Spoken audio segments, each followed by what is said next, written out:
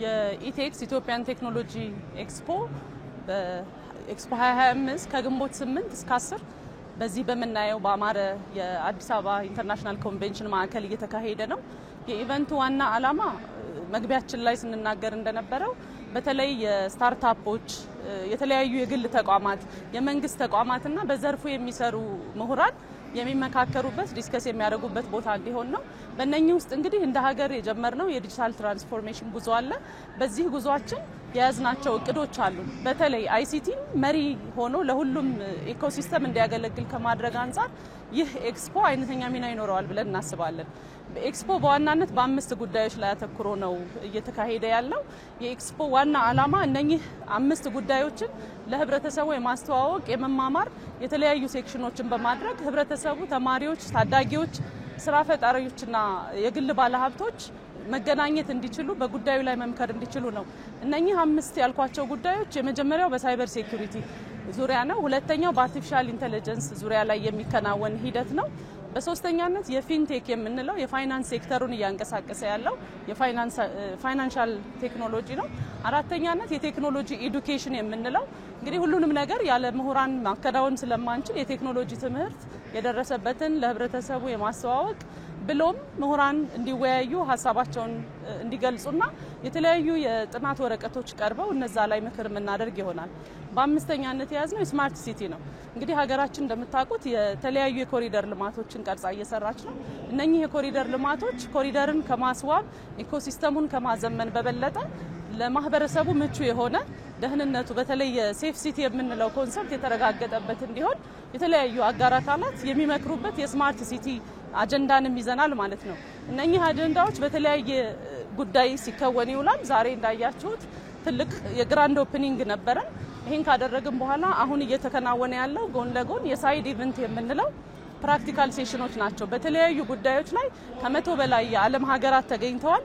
እነኚህ ምሁራን ከኛ ምሁራን ጋር ሆነው ሀሳብ የሚለዋወጡበት በዘርፉ ያሉ ተዋንያንም ዲስከስ የሚያደርጉበት የፓነል ዲስከሽኖች ይኖሩናል። በተጨማሪም ለወጣቶቹ በተለይ ታዳጊዎቹ የሃካቶን ውድድር አለን። ይህ የሃካቶን ውድድር ኢንተርናሽናሊ ነው ውድድሩ የሚካሄደው። ነገር ግን በየጊዜው ስክሪኑ ላይ እንደምታዩት ውጤቱ እየተገለጸ አሸናፊ የሆኑት ደግሞ ከ$3500 ጀምሮ እስከ ደረጃቸው 1500 ድረስ የሚያገኙበት የፕራይዝ ውድድርም አለ ማለት ነው። እነኚህ መድረኮች እንግዲህ ከምንም በላይ የሳይበር ሴኩሪቲ እውቀታችንን የሚያሳድጉ አቅማችንን የሚፈትሹ ናቸው ማለት ነው። ሌላው የሎተሪ ውድድሮች አሉ። ሰው ምን ያህል ስለ ቴክኖሎጂ እውቀት አለው የሚለውን በተለያዩ መድረኮች ላይ ፕራይዞች ይኖራሉ። እነኛን ያሸነፉ የስማርት ስልክ፣ ስማርት ዎች እና ሌሎች ሽልማቶችንም ያቀፈ መድረክ አለን ማለት ነው። በዋናነት ምሁራን ያቀረቧቸውን የጥናት ወረቀቶች ደግሞ አቅርበን ውይይት ይደረጋል።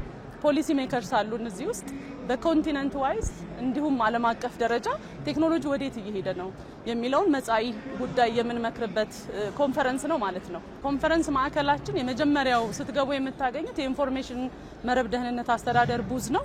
እዛ ላይ መግቢያችሁ ላይ እንደምታዩት ያለንን የሳይበር ደህንነት ቁመና የምንዳስስበት ጉዳዮች አሉ። እዛ ሄዳችሁ ዲቴል ማየት ትችላላችሁ። ነገር ግን እንደ ሀገር ቅድም መግቢያ ላይ ስናገር እንደነበረ የዲጂታል ትራንስፎርሜሽን ጉዞን ይዞ እንደሚሰራ ሀገር ቴክኖሎጂ ሁላችንም መዳፍ ላይ ነው ያለው።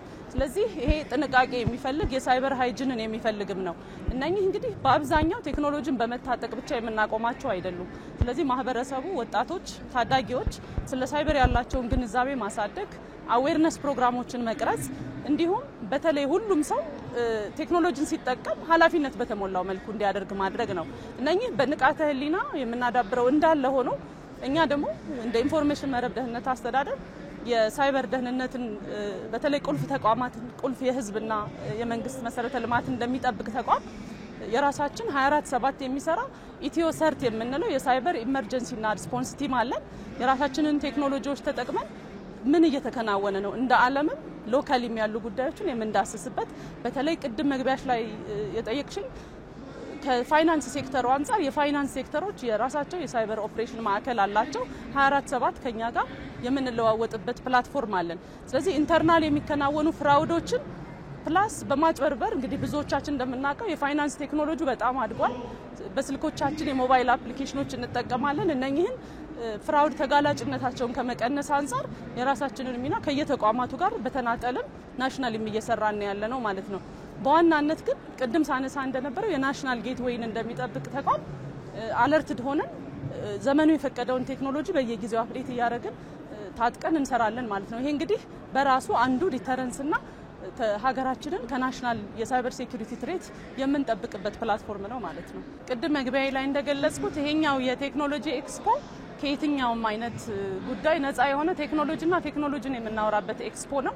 እንደመሆኑም የትኛውም ዓለም ላይ ያለ የግል ተቋም ስታርታፕ በግሉ ኢኖቬሽን ይዞ የመጣ ታዳጊን ጨምሮ ትልልቅ በሀገራችን ያሉ ተቋማትን እነ ኦራክልን የመሰሉ ሁዋዌን የመሰሉ ትልልቅ ካምፓኒዎችም የተገኙበት መድረክ ነው ማለት ነው።